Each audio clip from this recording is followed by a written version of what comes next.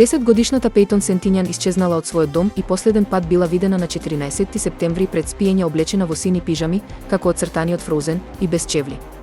Шерифот на округот, Џејсон Паркер, рече дека девојчето залутало од дома и било најдено од дрон додека шетала во шумска област. Полицијата започна голема потрага на 15 септември со голем број волонтери и полицајци, кога им биле понудени услугите на така наречените дрон менаџмент сервиси од Арканзас.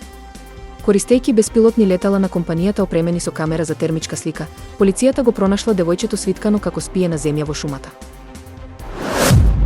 Немилосрдната размена на оган меѓу Израел и либанскиот Хезболах во последните денови ги поттикна стравувањата дека долгогодишните непријатели незапирливо се движат кон сеопфатна војна и покрај меѓународните повици за воздржаност.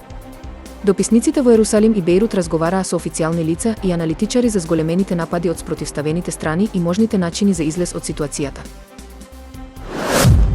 Кина објави дека успешно лансирала интерконтинентална балистичка ракета која носи лажна боева глава во Тихиот океан, јавува BBC. Ракетата беше лансирана денеска и слета во очекуваните морски области, соопшти кинеското министерство за одбрана, додавајќи дека пробното лансирање било рутинско и дел од годишната обука.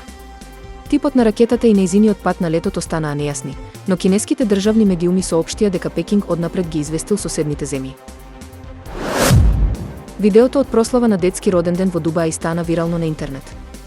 Децата цртале на ново жолто Ферари, кое вреди $500,000. Само во Дубај стои покрај видеото, на кое се гледаат деца како трчаат со четкички преку жолто Ферари.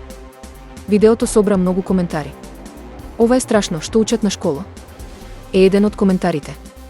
Нели има други интересни игри за деца, прашува друг.